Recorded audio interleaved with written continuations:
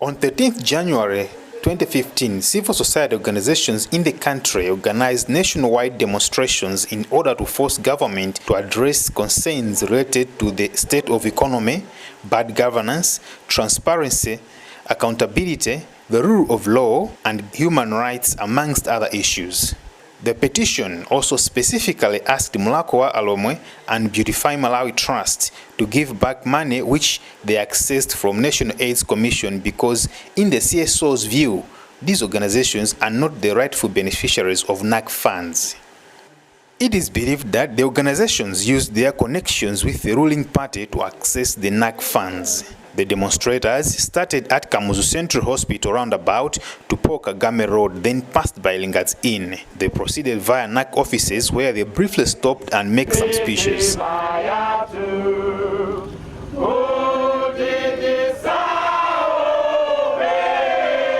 They then briefly stopped at Parliament Building before they finally handed over the petition to Lilongwe City Council CEO Richard Hara at the civic offices in the capital's city center.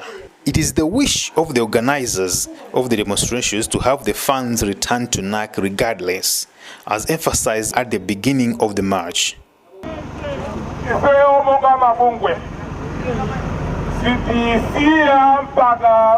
Ndalama zidani ziwezeshwe kutenga unditi waumve kuti zidisia mpaka ndalama zadani amwezeka mkabeleza museolidani imweraso ndiye ifeyo ngana mabungwe siri kupanga zandale AI komano ndikufuna kuti Amalawi enali yose athandizidwe ndalama zilizochepa bomaso silimapereka ndalama zoti chani ndiye boma lomwe lonse likasoolesa komweko ayi ifeyo tikufuna kuti ambesese nkhani siri kudana ni munthu yayi komano tikudana ndikuononga ndalama ife Malawi tatopa ndikutani ndikubedwa apa tinayerekeza chape kuyapatu mpaka abweze ndalamazo chifukwa ndalama za HIV enafe tibaziziwa kumene zimachokera mmene anthu amavutikira kuti azipeze pali mabungwe ambiri amene akukanika kulandira ndalama zimenezi ana amene amalipiridwa skulu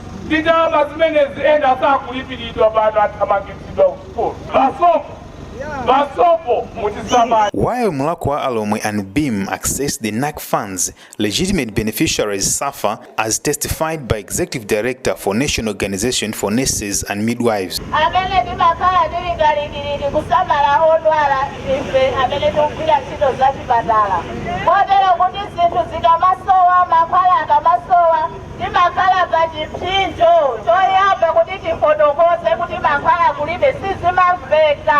Kotero kuti timapezeka kuti ena tikumenyedwa tikunyosedwa koma sitikhala chifukwa cha ife ndimene mwaonera ana malo moti atipatse ndalama tigwirire ntchito zikukapita ku ntchito zimene zisali zoyenerera tikunena kuti mchitidwe umenewu wayenera kuti uthe lero ndalama zathu atibwezere ifeyo gwira ntchito mchipatala tiliponso amene tikuvutika ndi matenda amenewa mwa ife tokha kupanda mankhwala sititha kugwira ntchito bwino ifeyo abungwerana mwino ndalama zimene anatimana anatiuza kuti kulibe ndalama kenaka ndikumamva kuti iyayi anzathu ena alandira tinadabwa kuti zikutheka bwanji lero ati yake funso limeneyo zinatheka bwanji ndalama zathu tikuzifuna kuti tigwire ntchito yathu bwino zipatala.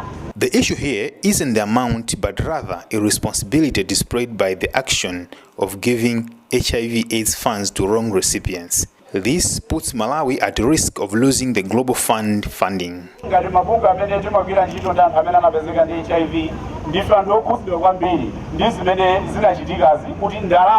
zoyenera kuti zigulidwe mankhwala ndi kuthandiza anthu amene akuvutika zinapezeka kuti zapangidwa diverting kumakagula mabini ndi masache ndi zina zotero. Ndimafuna ndifotokoze kuti nkhani ili pano siya amount ya ndalama koma the implications. What does that mean? mabungwe amene amatithandiza ndi ndalamawo panopa tawapasa picture yoti sitikutha kugwiritsa bwino ntchito ndalama zathu. Ndiye zimene zizi zikupereka chiopsezo pa ndalama zimene tikupempha kuti atipatse. Mwina Amalawi simukudziwa ndalama zimene zilipo panopa zogwirira ntchito ya HIV zikutera mwezi wa Juni chaka chino. Panopa ngati dziko tilingalipiridwe kutumiza proposal ku Global Fund kuti atipatse ndalama zimene tigwiritse ntchito for the next 3 years. The organizers say that if NAC leadership doesn't know the use of funds in its custody, then they must resign. Hani ya HIV and AIDS mene yatiputira nziko muno. Si chinthu chakafupisa ching'ono choti munthu wina atsogoleri athu asitenga chuma chimene madonors anatipatsa kuti ifeyo amene tili panofe ndi abale athu amene akuvutika ndi nthenda imeneyi kumidziko kutenga chuma chimene chichi kumakasesera musewu kumakavinira kule kumakapangira zitani zimenezozo Amalawi tafika lero kusanena kuti ayi ngati anaki iwo sakudziwa kuti ndalama za HIV ntchito yake ndi chani atoke ntchito atani atoke apatse anthu amene atakagwire ntchito ya ife. HIV and AIDS yatisowetsa mtendere. Chuma chathu sichoti cha HIV maprojects a HIV kupita kukagwirira ntchito osati za HIV zimenezozo ziterero. Before handing over the petition, Center for Human Rights Rehabilitation Executive Director Timothy Mtambo read out the petition to Lilongwe City Council Chief Executive Officer Richard Hara. 1. Concerned with the dwindling state of governance as evidenced by the lack of separation of powers, abuse and manipulation of public resources which are meant to serve the interests of Malawian people, high cost of living, nepotism, security lapse, absence of decisive leadership, and untold story about the scarcity of essential drugs and demotivated work staff in the public health sector. Impressed with the challenges that we all agree that Malawians are facing. Concerned and convinced that managing state affairs and institutions is by trust, and that those elected and appointed into state leadership take full commitment to uphold the principles. Aware of what the stake in the country that lack national direction, coupled with bad signs of good governance as evidenced by the issues raised in, realizing that the President of Malawi is not only the head of government, but also the whole state of Malawi under Section 78 of the Republican Constitution. Recalling that the President of Malawi takes an oath under the Constitution of Malawi, where he or she swear to do right in all manners in accordance to the laws of this country. We, the people that are concerned, also recognizing that the role of President of Malawi is to provide executive leadership in the interest of national interest under Section 88, subsection 2 of the Constitution of Malawi. Touched that the country is divided along tribal, ethnic, and regional lines, determined to safeguard democratic values such as accountability, transparency, responsiveness as the very foundations of good governance, noting that issues raised herein have been raised many times before, and the government is seemingly failing to provide the needed leadership to address them. Reaffirming that those in position of leadership and or power are accountable to the citizens of this country, and no one is above the law. Hereby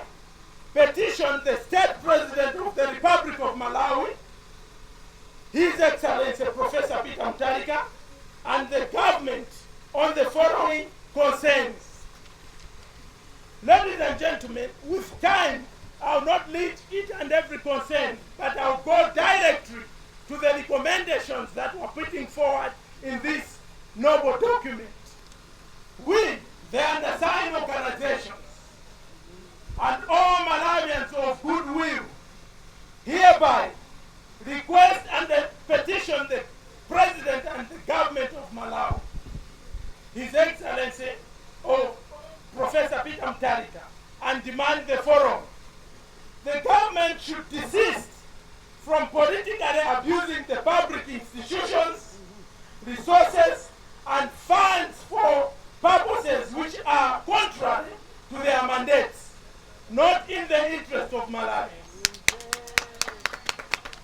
For instance, what we are saying is all the board members and the chief executives of statutory institutions should undergo a due interview process by the Public Accounts Committee of Parliament. So what we're saying, it is over that somebody should just sit down and appoint the people that he or she thinks they will speak his or her own interests.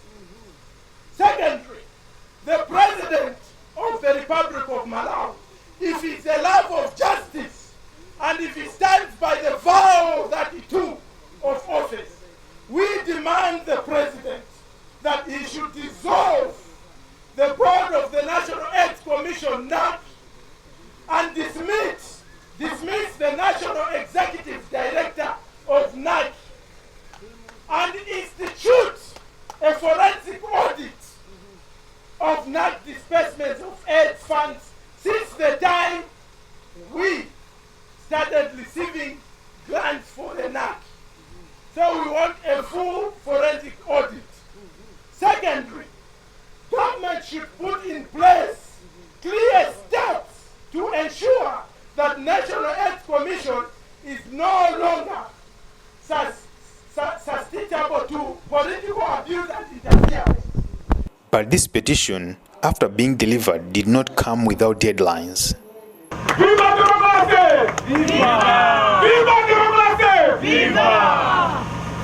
Now we are urging the government to address all these concerns within 100 days. Within 2 weeks, the government should facilitate the institution of a dialogue platform with civil society organizations and other key stakeholders over the issues raised here. To this end, government must constitute a high-level team that will follow and track the progress of implementation of these demands alongside the civil society organizations and the other key stakeholders within 2 weeks, starting from today. We also demand that the concerns and demands that we have raised of National Commission should be addressed within 3 weeks from today, 13th January 2015.